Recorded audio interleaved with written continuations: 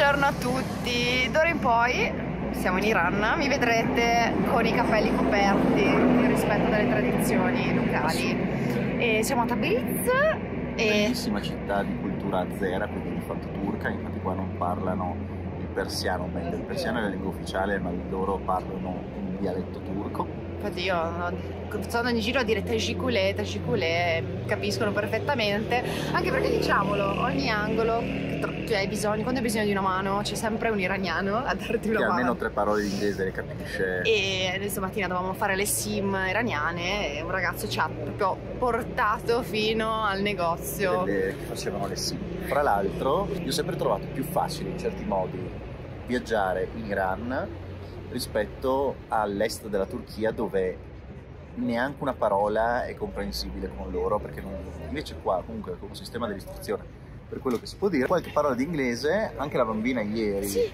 avevo bucacato hello, how are you, c'è 4 robe in croce, le sanno, e questo facilita molto l'attraversamento del territorio, per quanto complicati senza quindi niente, siamo a Tabriz, abbiamo le nostre sim iraniane e adesso entriamo nella moschea blu e ve la facciamo vedere. Vi cercherò di dire qualcosa su questo bellissimo posto che merita di essere visto e merita attraversare 5.000 km solo per vederlo.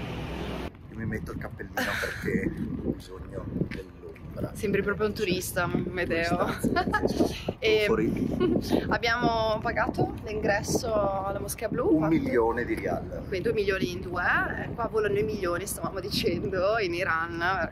Io devo ancora comprendere come effettivamente funzioni. Tutto diviso 330.000, per cui abbiamo pagato tipo 2,80 € l'ingresso. Però fa impressione, no? Stiamo girando con mazzette. Soldi. La valuta più grande che hanno, che poi da 1 milione di rial vale 2,70 €. Fate voi un po'. Conti. Ovviamente la vita della moschea era molto più espansa rispetto a quella che uno si può immaginare, per cui non c'era solo il luogo di culto, ma tutta questa zona che è stata in parte ricostruita, che è tutta nuova, era dove c'erano le masrade, ovvero le scuole coraniche, dove non solo si studiava teologia, ma che si insegnava a leggere e a scrivere.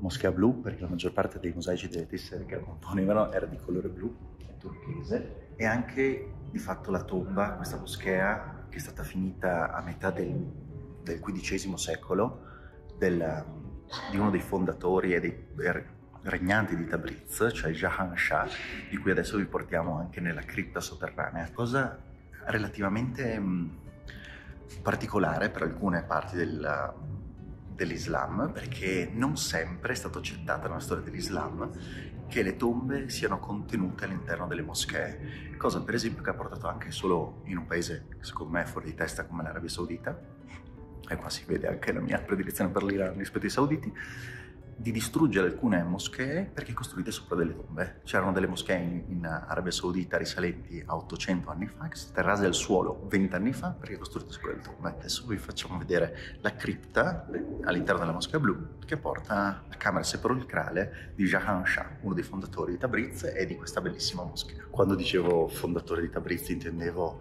soprattutto fondatori della Tabriz moderna e post Tamerlano, perché la città, insieme con l'invasione mongola e successivamente con l'invasione timuride, è stata completamente distrutta e pochissimo rimane dell'epoca precedente. Solo una parte dell'Arg che vi faremo vedere magari stasera se ci passiamo davanti, che era una delle porte principali che a quanto pare anche ha attraversato Marco Polo per arrivare dopo in Katai. Da qua si entra nella camera sepolcrale di quello che era il sepolcro di Jahan Shah e di sua moglie.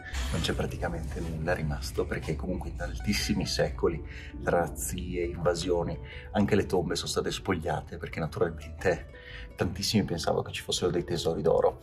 In merito a questo, fra l'altro super interessante anche se è separato da qua in realtà, c'è un libro stupendo che si chiama Diavoli stranieri sulla via della seta, di come in realtà tantissime tombe soprattutto in realtà in un'altra zona, che è quella dello Xinjiang cinese, di quello che era il Turkestan, sono state spogliate dagli occidentali, aprendo le tombe, derubando tutto e portandolo in musei o fondendo l'oro. L'arte islamica è un'arte non raffigurativa, per cui non ci sono immagini del profeta che vi è tanto raffigurare, o comunque anche immagini di esseri umani o di animali. È soprattutto un'arte geometrica. Qui vedete dei disegni che ovviamente sembrano non finire mai, perché naturalmente il non finire del disegno vuol dire illimitatezza, infinito, quindi l'avvicinamento a Dio. E invece vedrete tantissime volte le scritte, che sono delle parti del Corano, delle sure del Corano, e in questo caso è fatto nella calligrafia Tulut e non in cufico. Questo è il tipo di calligrafia Tulut che si vede, e invece vedete il quadratino lì sopra, questo quadratino così, quello lì è invece una scritta in cufico, una delle forme più antiche della scrittura araba, con cui naturalmente è scritto il Corano, a differenza della Bibbia, che è stata tradotta. Ricordiamoci anche di Martin Lutero, che è stato il primo a voler tradurre la Bibbia in una lingua che non fosse il latino per renderla accessibile. È scritto in arabo e non può essere tradotto. Tutti quelli che vedete in vendita con scritto Corano sopra, in realtà sotto c'è scritto traduzione del Sacro Corano o dei sensi del Sacro Corano. Tuttora l'unica lingua con cui è possibile pregare per i musulmani è l'arabo del Corano, che fra l'altro è un arabo del VII secolo, quindi un arabo antichissimo, difficilissimo in alcune parti di comprensione, anche se a differenza di altre lingue l'arabo ha avuto meno, in qualche modo, cambi rispetto alle lingue europee. Post scriptum, credo che sia l'8ª volta che vedo questa moschea. Io la prima. Guardate questo disegno floreale, che razza di definizione e che bellezza che ha. Vedete un bellissimo esempio di restauro che è stato fatto all'interno della moschea dopo il terremoto alla fine del 1700, anche se il restauro è stato fatto molto dopo, cioè di fatto nel XX secolo.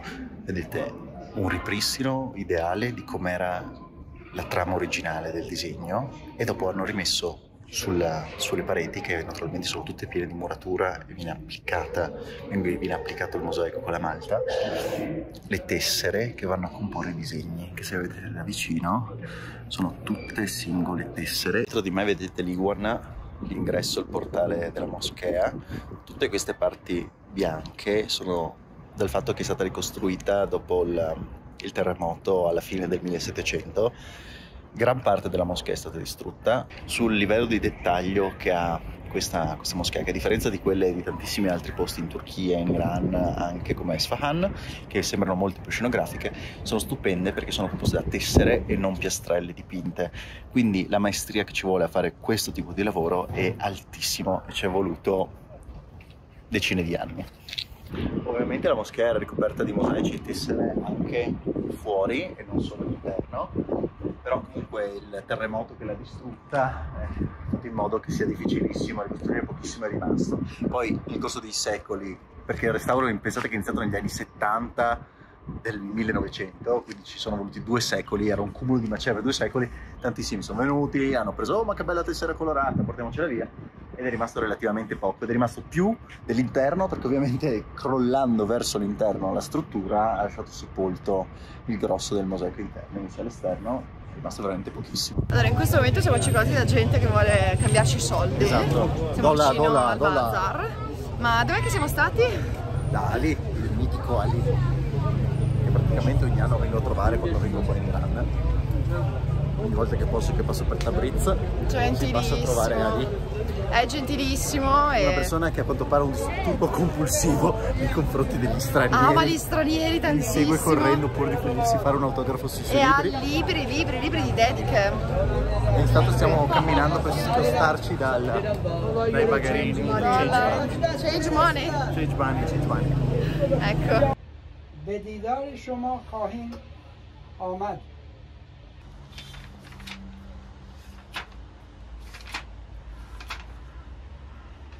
Besta lì. Nice. Dall'Argentina.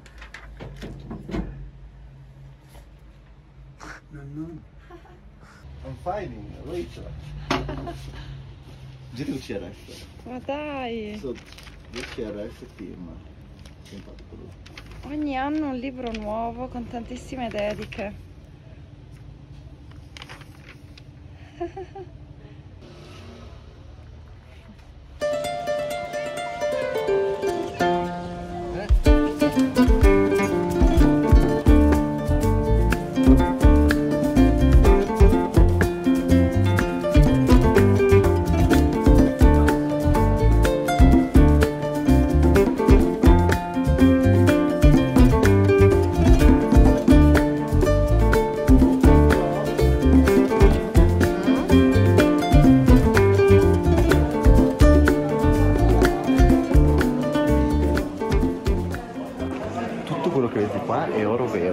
Essendo la valuta in caduta libera, praticamente in iperinflazione, un modo per accumulare ricchezze senza farsi svalutare completamente il patrimonio è investire in oro, e quindi gli iraniani vanno pazzi per valute straniere e oro. Giusto un'informazione di servizio: se dovete investire, investite in oro, che è un bene rifugio, come si chiama, e non investite in diamanti, il cui valore è praticamente monnezza. Tra l'altro, quella dei bazzari, si chiama esattamente così, più che i lavoratori quasi proprietari dei cunicoli barra buchi oculi del bazzar, e sono tipo una mafia potentissima, perché naturalmente un posto all'interno del bazar ha un valore assurdo, più di una casa, e quindi tutta la gestione di fatto degli affitti o chi è proprietario è una cosa che va avanti da praticamente secoli, ed è una storia completamente a parte dell'Iran.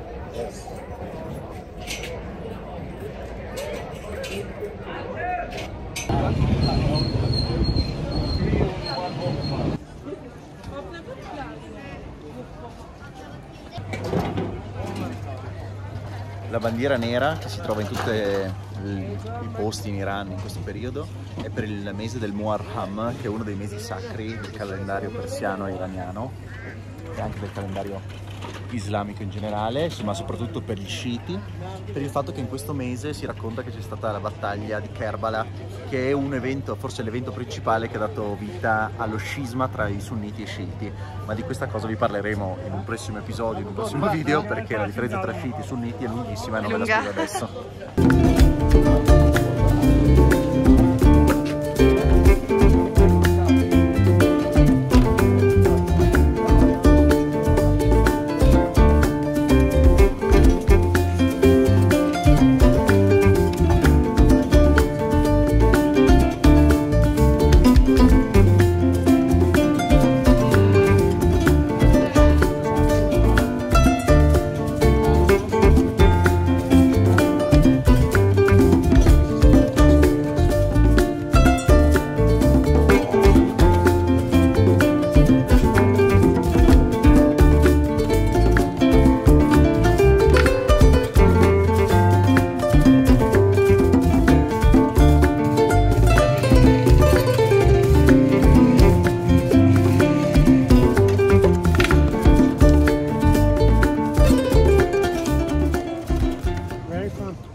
Italia.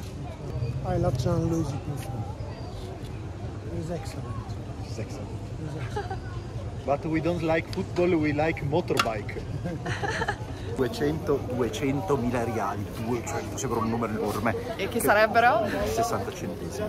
No, ma avete visto come lo prepara? Pazzesco, una macchina da guerra lui. Velocissimo. E mi devo mangiare. Come sempre. Pensavo già anch'io. Vi dico com'è.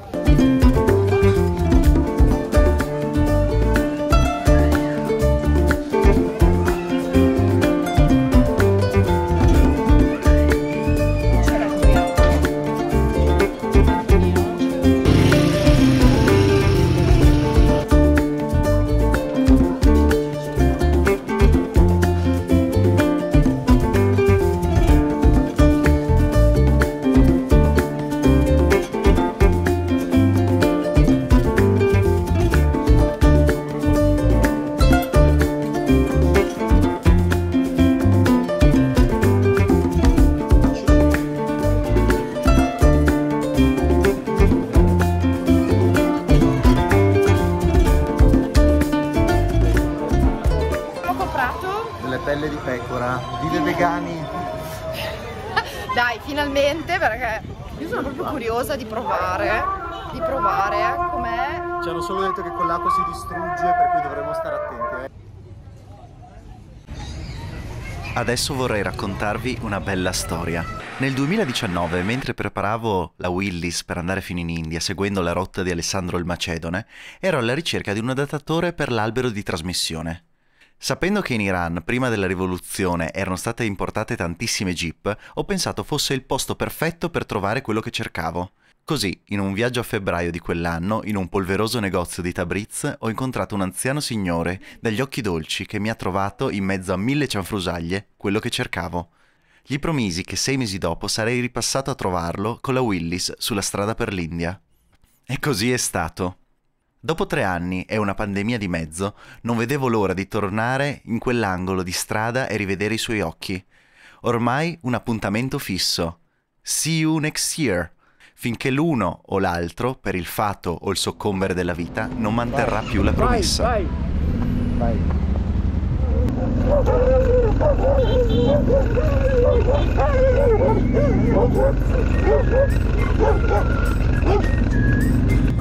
E Francesca, che è sopravvissuta alla salita. Yeah! Guarda che contento! Adesso dicono.